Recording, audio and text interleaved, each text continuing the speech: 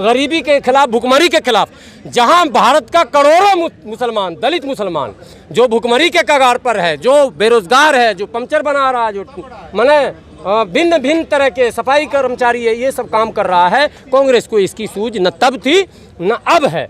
लेकिन खुशी इस बात की है कि पिछले दिनों हैदराबाद में राष्ट्रीय कार्यकारिणी की बैठक में आदरणीय प्रधानमंत्री जी ने अपने तमाम पदाधिकारियों को कहा कि भाजपा के लोगों, पसमानदा मुसलमानों को अपनी पार्टी से जोड़ो।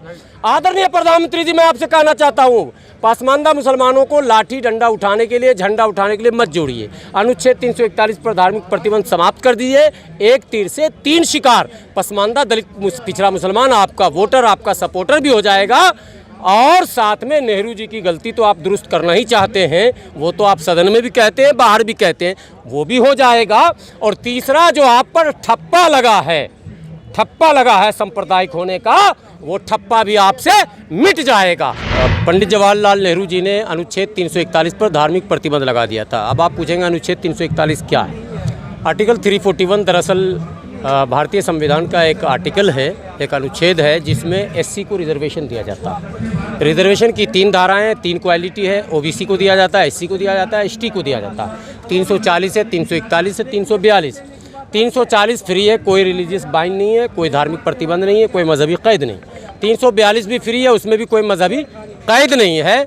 और आजकल मोदी जी ने जो 10% सामान्य वर्ग को दिया, गरीबों को, उस पर भी कोई धार्मिक प्रतिबंध नहीं है। केवल एक धार्मिक प्रतिबंध आर्टिकल 341 पर है।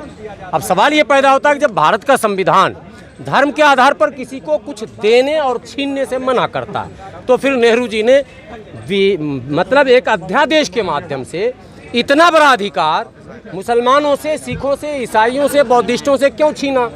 अब आप कहेंगे कि बौद्धिस्ट तो यहाँ नज़र नहीं आ रहे, सिख तो नज़र नहीं आ रहे। दरअसल ये प्रतिबंध सब पर लगा था, लेकिन 1956 में सिखों को वापस इसमें शामिल कर लिया गया। 1990 में बौद्धिस्टों को शामिल कर लिया गया, लेकिन मुसलमानों को अब तक शामिल नहीं किया गया है। हम लोग इसी मांग को लेकर लगातार धरना प्रदर्शन कर रहे हैं। 1994 से ऑल इंडिया यूनाइटेड मुस्लिम मोर्चा, ऑल इंडिया बैकवर्ड मुस्लिम मोर्चा के नाम से काम कर रही थी। बाद में यूनाइटेड मुस्लिम मोर्चा के नाम से फिर से रजिस्ट्रेशन हुआ। ये लगातार 1994 से बिहार, उत्तर प्रदेश, बंगाल, हरियाणा, दिल्ली, कोई राज्य नहीं छोड़ा गया जहां धरना प्रदर्शन नहीं किया गया। बिहार में इतना ज़बरदस्त प्रदर्शन हुआ कि बिहार सरकार बाद हुई, और सन 2000 में बिहार सरकार ने विधानसभा से अनुशंसा करके केंद्र सरकार को भेजा कि नहीं, ये मांग जेनून है और ये पाबंदी हटनी चाहिए। 2005 में उत्तर प्रदेश सरकार भी बाध्य हुई, और उत्तर प्रदेश सरकार ने भी विधानसभा से एक प्रस्ताव पारित किया कि अनुच्छेद 341 पे धार्मिक प्रतिबंध समाप्त होना चाहिए। केंद्र को ये अनुशंसा कर दिया गया। लेकिन केंद्र है, जैसे वो गाना है कि दिल है कि मानता नहीं, वैसे केंद्र है कि मुसलमानों की स्थिति जानता नहीं। कांग्रेस जब उसको सब कुछ मिला, ऊपर वाले ने उसे राज्य का, केंद्र का, सबका प्रभार दे रखा था, तो हम लोग कांग्रेस को बार बार समझा रहे थे कि नेहरू जी ने गलती की है, हो सकता है किसी के कहने से किया हो, आप कर दो ठीक। आखिरी में कोई जब नहीं सुना तो 2004 में हम लोग सुप्रीम कोर्ट गए। PIL नंबर 180/2004, 2004 में PIL नंबर 180 है, जो सुप्रीम कोर्ट में ज़ेरे गौर है, ज़ेरे बहस नहीं हो पा रहा, विचाराधीन है, या यूं कहे कि ठंडे बस्ते में डाल दिया गया। 2011 में एक नोटिस किया गया था केंद्र सरकार को। मनमोहन सिंह जी प्रधानमंत्री थे, मोर्चा का प्रतिनिधिमंडल, मोर्चा के राष्ट्रीय अध्यक्ष आदरणीय डॉक्टर एजाज अली साहब के नेतृत्व में, आदरणीय उस समय के प्रधानमंत्री मनमोहन सिंह से मिले, सोनिया जी से मिले, कपिल सिब्बल से मिले, सलमान खुर्शीद से मिले। लेकिन साहब सबका एक ही जवाब था कि जाइए कोर्ट और कोर्ट को कहिए कर देने, हम नहीं करते हैं। भारत के दलित मुसलमानों, पिछड़े मुसलमानों, पसमानदा मुसलमानों, ये बात याद रखना, कांग्रेस ने कह रखा है कि हम नहीं करते। हमने तो प्रतिबंध लगाया है। जहां सेकुलरिज्म की बात आती है, सांप्रदायिकता को मैंने कम करने की बात आती है, तो कांग्रेस के नेता काला पीला कपड़ा पहनकर सड़क पर उतरते हैं कि सांप्रदायिकता के खिलाफ, महंगाई के खिलाफ, गरीबी के खिलाफ, भुखमरी के खिलाफ। जहां भारत का करोड़ों मुसलमान, दलित मुसलमान जो भुखमरी के कगार पर है, जो बेरोजगार है, जो पंचर बना रहा है, जो भिन्न भिन्न तरह के सफाई कर्मचारी है, ये सब काम कर रहा है। कांग्रेस को इसकी सूझ न तब थी न अब है। लेकिन खुशी इस बात की है कि पिछले दिनों हैदराबाद में राष्ट्रीय कार्यकारिणी की बैठक में आदरणीय प्रधानमंत्री जी ने अपने तमाम पदाधिकारियों को कहा कि भाजपा के लोगों, पसमानदा मुसलमानों को अपनी पार्टी से जोड़ो। आदरणीय प्रधानमंत्री जी, मैं आपसे कहना चाहता हूँ, पसमानदा मुसलमानों को लाठी डंडा उठाने के लिए, झंडा उठाने के लिए मत जोड़िए। अनुच्छेद 341 पर धार्मिक प्रतिबंध समाप्त कर दीजिए। एक तीर से तीन शिकार, पसमानदा दलित पिछड़ा मुसलमान आपका वोटर, आपका सपोर्टर भी हो जाएगा, और साथ में नेहरू जी की गलती तो आप दुरुस्त करना ही चाहते हैं, वो तो आप सदन में भी कहते हैं, बाहर भी कहते हैं, वो भी हो जाएगा।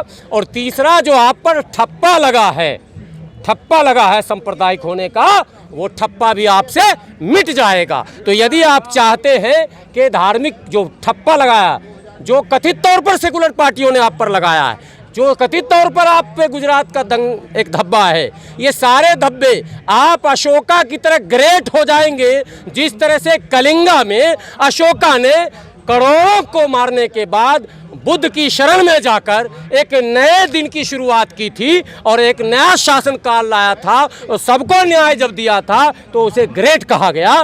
मोदी जी, आप भी इतिहास में ग्रेट बन सकते हैं यदि दलित पिछड़े पसमानदा मुसलमानों को 341 में आप शामिल कर लेंगे। इतिहास आपको ग्रेट के नाम से, महान के नाम से याद करेगी। और माननीय अमित शाह जी ने 50 वर्ष कहा है, मैं अब कह रहा हूं 100 वर्षों तक भारत की सत्ता से भारतीय जनता पार्टी नहीं हटेगी, बनी रहेगी। यदि ये काम किया तो, और नहीं किया तो फिर इब्तिदाए इश्क में रोता है क्या, आगे आगे देखिए होता है क्या। अगर आपने अभी तक हमारा चैनल सब्सक्राइब नहीं किया है तो सब्सक्राइब करें और घंटी का बटन बिल्कुल भी दबाना ना भूलें ताकि सभी लेटेस्ट खबरें पहुंच सकें आप पे सबसे पहले।